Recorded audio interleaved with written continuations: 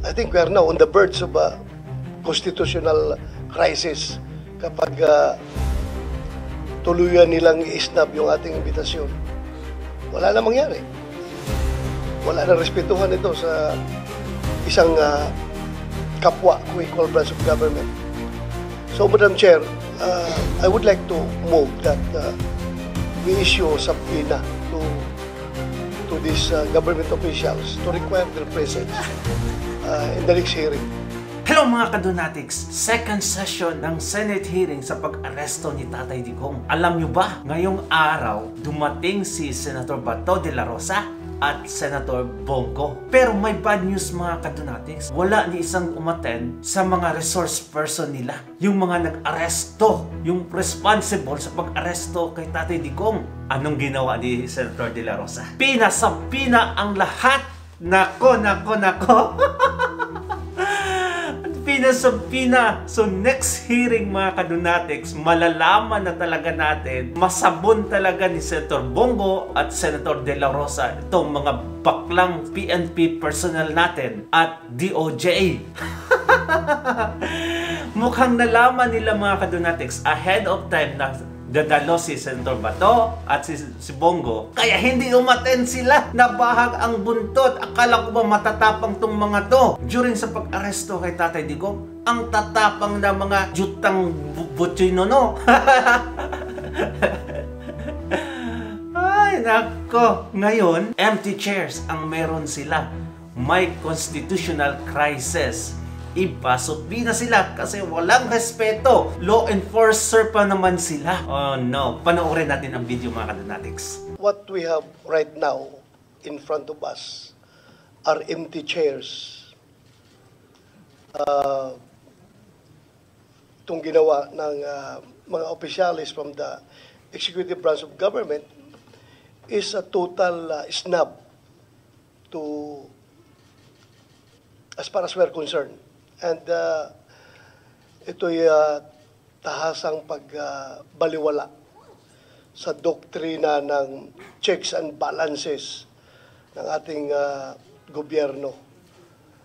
Kung ayaw na mag-attend ng hearing, ibig sabihin, ayaw na nilang magpapacheck sa atin na co-equal branch of government. So what will happen to this? Pag tuluyang ganito ang mangyayari is I think we are now on the verge of a constitutional crisis kapag tuluyan nilang i-snub yung ating imbitasyon. Wala na mangyari. Wala na respetuhan ito sa isang kapwa co-equal branch of government. So, Madam Chair, I would like to move that we issue a subpoena to these government officials to require their presence in the next hearing. Kung meron ka pang gaganaping hearing, dapat masampina ito sila para magkaalaman. Klaruhin natin ito. Alright mga kadonatics, my next hearing po, nako, sampina yan sila.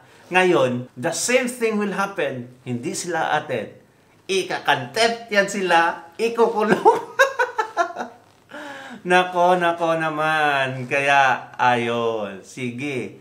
Hindi always nasa top kayo, nasa itaas. Ha? Nagbubunyagi kayo during Tatay's arrest. Ngayon, ha? Sige, sagutin yung mga tanong ni Senator Bato at Senator Bongo. Gumugulong ang buhay, kaya huwag power grabbing. Alright mga kadonatics, that's... Maraming salamat, Senator Ronald De La Rosa. Actually, dalawa yung subpoena na pinapapirma ko sana kay SP Cheese. Isa para kay Prosecutor Fadulyon at ikalawa para sa head ng ating Air Force, si General Cordera. Pero yung dalawa, hindi ko pa natatanggap na pirmado. Ang sinabi ni SP, pinadala na daw niya sa legal ng Senado. Pero hanggang ngayon, wala pa rin tayong natatanggap. Follow up natin, Madam Chair, kasi alam mo, if this situation is left unchecked, ang mangyayari sa atin dito is hayaan na lang natin na meron tayong Philippine National Police na patuloy na nilalabag yung ating konstitusyon at ang ating mga batas. Tama. Hindi po maganda ito, Madam Chair. Kaya nag-exist yung Senado, in particular, yung buong Kongreso, para meron tayong checks and balances. Hindi po pwede yung executive branch of government na hahayaan na lang natin na gagawa sila ng mga hakbang na labag sa ating konstitusyon.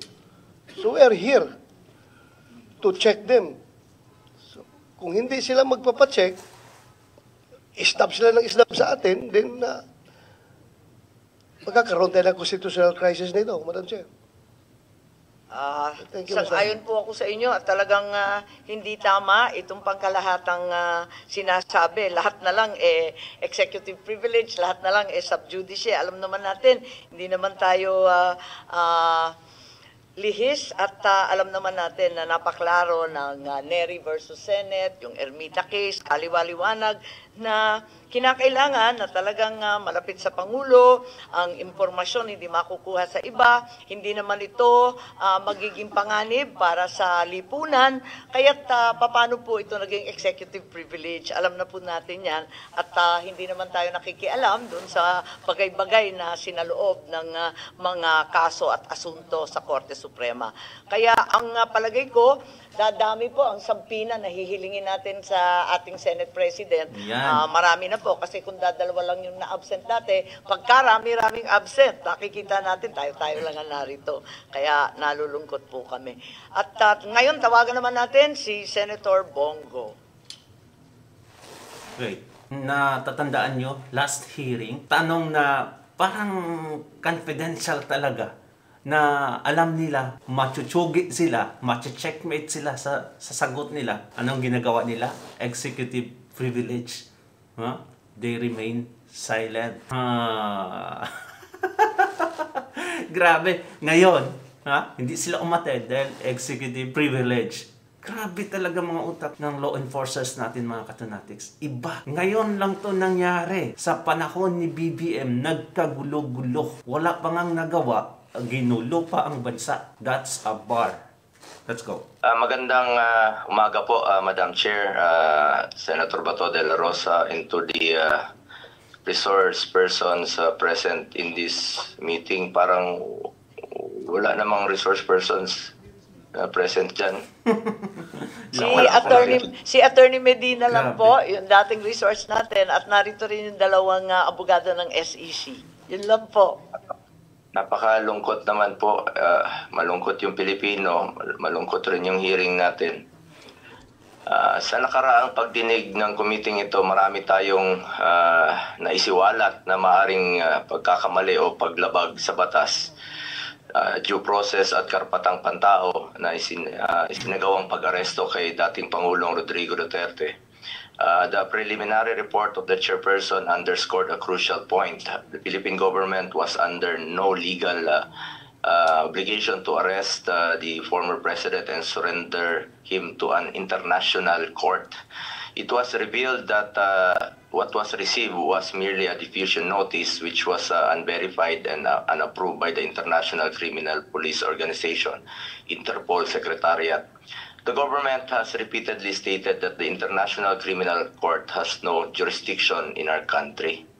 Parating paulit-ulit yan. At hanggang ngayon, yan naman po pinag-usapan na wala pong jurisdiction. Kung walang jurisdiction ng ICC, bakit pinayagang pumasok ang Interpol? Kung hindi kinikilala ng gobyerno ng ICC, bakit nila binigyan ng pansin ng arrest warrant mula sa ICC? At it was very fast, napakabilis po ng pangyayari. I'm sure kindly check nyo rin po sana. Baka maraming may mga red notice dyan na hindi naman minadali, hindi naman hinanap. Pero ito, ang bilis po. Mas inuna nyo pang isinuko si dating Pangulong Duterte kesa sa matagal na sigurong nandyan sa listahan. At kung sinunod nyo lang po ang batas at tamang proseso, hindi nyo papayagan na ilipad lamang sa loob ng 14 na oras si Tatay Digong. Madam Chair, hindi natin maaaring ipagsawalang bahala ang seryosong implikasyon ng mga pangyayaring ito. Napaka-unhealthy po itong nangyari ngayon. Maaring may mga batas at proseso ang ating bansa na nalabag at maaring may mga karapatan ng isang mamamayang Pilipino ang naisang tabi. Kung ang dating Pangulo ng ating bansa ay maaaring tratuhin ng ganito, paano na lang kaya yung mga ordinaryong mamamayan? Tama. Ano ang garantiya na hindi ito mangyayari sa iba? Dapat bawat Pilipino, mataas o mababa ang katayuan sa buhay, dapat may gobyernong masasandalan na hindi siya pababayaan. Former President man o hindi, karapatan yan at lalo sa pagdating sa kanyang kalusugan, kaligtasan at buhay. Hindi rin ninyo isinaalang-alang na matanda na po si Tatay Digong, ang matatanda po, frail, fragile, sa totoo lang, harmless na po si Tatay Digong. For humanitarian consideration, kahit sinong lolo at lola natin, ginagalang at inaalagaan natin. Yun naman po ang ating kultura dito sa ating bansa. Ngayon, sa ibang bansa, mag-isa siya, napaka-stricto pa doon. Sino pong mag-aalaga kay Tatay Digong doon? Paano na lang kung may mangyari sa kanya doon? Marami naman siyang nagawang kabutihan sa ating bayan. Kung may pananagutan man dahil sa kanyang desisyon para sa kabutihan ng ating mga anak, dapat dito siya litisin sa ating bayan. At mas alam niyo po, ang Pilipino po ang dapat humusga sa kanya. Kung ano yung nagawa niya po sa nakaraang 6 na taon, kung nakakalakad ba yung mga ating anak na hindi nasasaktan at ligtas. Mga OFWs, kampante po sila na nakakalakad ang kanilang mga anak na hindi nasasaktan sa gabi at hindi nababastos. May peace of mind sila while working abroad. Sa huli, bagamat andun na si Tatay Digong ng buong tapang na hinaharap ang kasong isinampa sa kanya tulad ng kanyang paulit-ulit na ipinangako, napakasakit po sa dibdib na malayo sa kanyang bayan. Ang importante ngayon po ay makauwi si Tatay Digong dito sa ating sariling bansa. Dito niya harapin kung ano mang inaakusa sa kanya dahil ilang beses naman niyang sinabi, he takes full responsibility sa kung ano mang pananagutan nung kanyang nakaraang termino. Madam Chair, sa mga kasamahan ko, kahit araw-araw pa tayong mag-hearing dito, I'm willing to participate. Pakiusap ko lang po sa inyo, sana matulungan, please, bring him home. Marami pong nangungulila, marami pong nasasaktan, mga kababayan ko. Noong nakaraang hearing, nasa Zoom lamang po ako dahil hindi ko kayang humarap sa ilang personnel na mataas ang respeto ko, nirespeto natin, respeto namin ni Tatay Digong at hindi naman po marunong rumispeto. Ngayon naman po, hindi lang po ako tinakbuhan noon. Ngayon naman, tinakbuhan na naman ng komite. Wala sila. Nabanggit po ni Senator Bato de la Rosa kanina,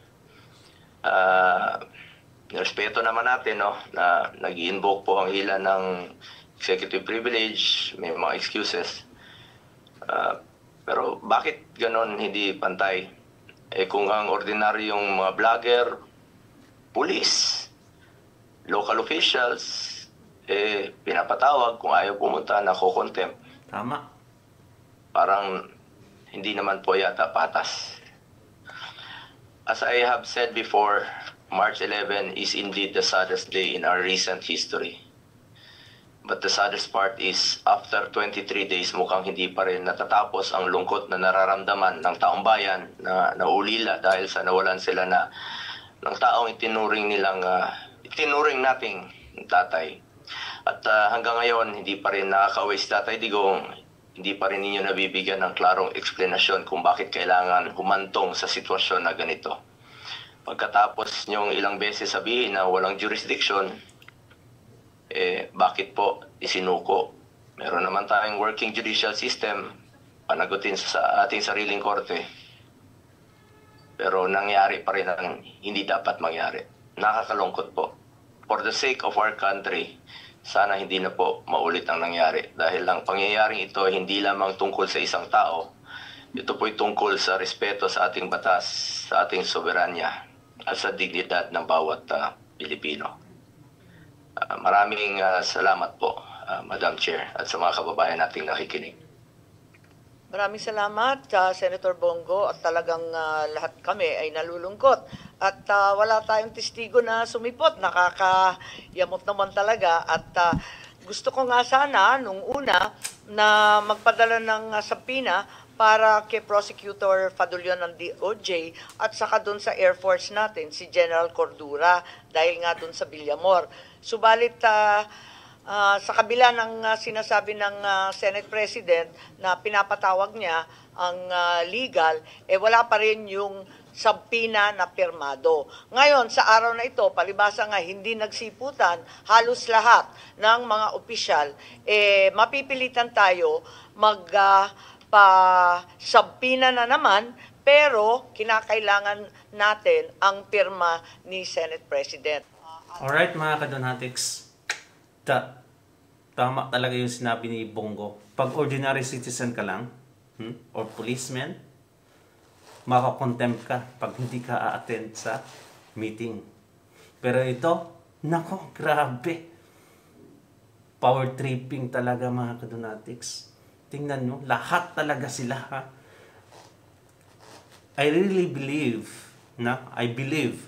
na ahead of time nalaman nila na attend si Senator Bato de la Rosa. Kaya ganun ang nangyayari. Ang tapang nila sa video, yung pag-aresto. Ngayon, takot, nabahag ang buntot.